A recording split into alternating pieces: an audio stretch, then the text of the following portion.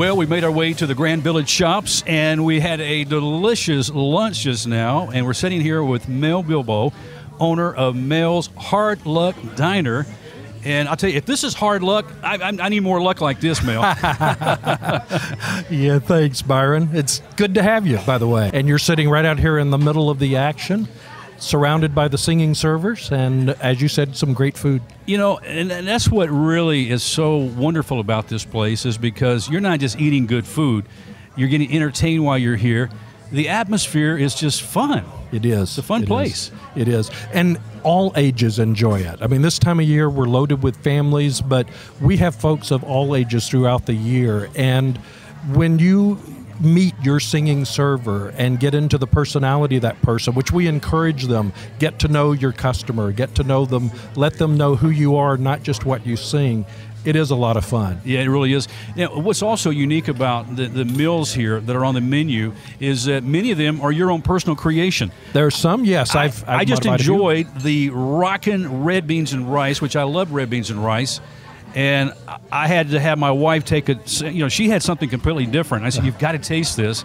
Some of the best red beans and rice I've ever had. Great. And you told me you have a little bit of a Cajun connection. Yeah, we grew up, my wife and I both grew up in southeast Texas, and a lot of people don't realize that's on the Louisiana border and right next to the swamps. You think of Texas, you think of desert and Dallas and Houston and so forth, but we grew up down where it rains 60 inches a year, and there are swamps and alligators all around, so lots of good Cajun food influenced us. Well, my son was enjoying some of the chicken salad on a sandwich, and I mean big chunks of white meat chicken. Right. And I think your chef in the house prepared it special. Yeah, Brandon, who is the manager of the restaurant for us, that recipe was one of his aunt's recipes, and then he took it and modified and embellished it to what we have today, and we get a lot of compliments on that. The creation here, taking us back to a 1950s style diner, right. You know, I mean, a lot of us just remember watching Happy Days, you know, for me, my generation, but this is a period of time that is, you know, a classic time in American history. Yes, exactly. And it's a period of time where I was a little kid growing up in the 50s. I was born in the 40s, but became a little kid, and there's so many things you remember. Happy Days was a good representation of what that was like. But here you come in, whether it's on the walls or whether it's the songs you hear, you're going to get a taste of the 50s. We don't, by the way, the music is not all 50s. It goes everything you can think of to today. About the only music genre we don't cover is rap. And if somebody can do that in about 10 seconds, we'd probably let them do that too. But the 50s, it's another thing about it. It's a feel-good era. I mean, it was a family era. That's I Love Lucy. Yeah. That's that's the time when our memories are of everything we did together as a family. And I think as you look around here, it's a place where even today families still get together to have a lot of fun. And, you know, that's something that's important, too, to us, is that I don't want people to veto something. And so often people will not experience a show or an attraction because the children may veto that. They say, no, that's not what we want to do.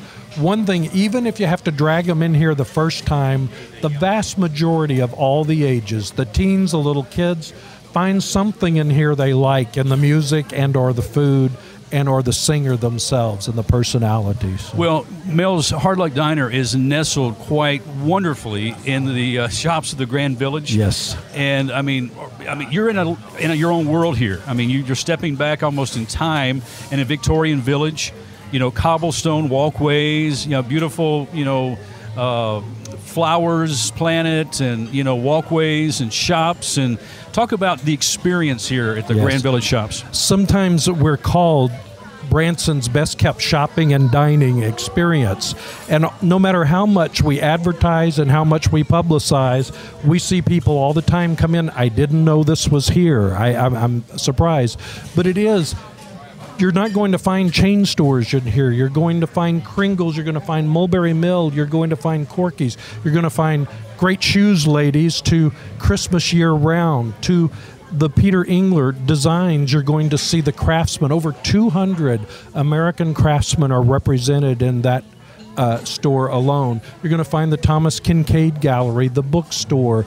They're just places here that you will not find anywhere else in Branson, but in many cases you won't find back home. I used to manage a restaurant, so I know the stress that goes along with making sure, you got the right amount of food and you're keeping customers happy and employees are doing their job. Out of all of the things that are associated with running the diner and, and of course your shops here, the Grand Village, what brings you the greatest satisfaction? I'm partial to little kids. I have 4 grandsons myself who are all 9 years and younger, all the way down to 9 months. And when I see the families in here with the little kids and see that smile on the face, or even better, ice cream all over the face, spaghetti sauce all over the face, that's what really makes my day. And I will talk to the little kids. Most of them don't get afraid of me. They'll interact with me. And there's some things, it's even more special when one of the singing servers interacts with one of those children. And you'll see, just yesterday there was a little girl in here, cutest little girl, and she had her jaw just about falling listening because the singer was right there next to her singing to her, and she wouldn't move. She was just so engrossed in what he was singing. And those are the special times. See the little kids. Okay. Now, the big thing now for our Bott Radio Network listeners is to know how to find you. You're easy to find, but give us directions. We're right in the middle of Branson on the Strip. We're right next to the Grand Palace. We're in the Grand Village, 2800 West Highway 76. And at the front of the Grand Village is our Kringle's Christmas store and Mel's Hard Luck Diner. So you can't miss us. We're right there. And listen, the desserts, the ice cream, the sundaes. We've got to mention the carrot cake. The carrot cake. Yes. The carrot cake, it's not just carrot cake. Everybody can just put a beautiful slice of carrot cake on there, but I said it's got to be more. So what we do is we add a big scoop of vanilla ice cream and then drizzle it with hot caramel sauce all over the thing. Caramel or caramel, we've got both. You got both. Wherever you're from, you can say right. Yeah. That's right. You also have sweet tea here for those from the South. Exactly. So that's important too. Missouri's a border state, so we cover all we can. So. Mel, this has been fabulous. Thank you so much for joining Bott Radio Network and sharing Mel's Diner and the shops of the Grand Village with us. Thank you. I enjoyed it.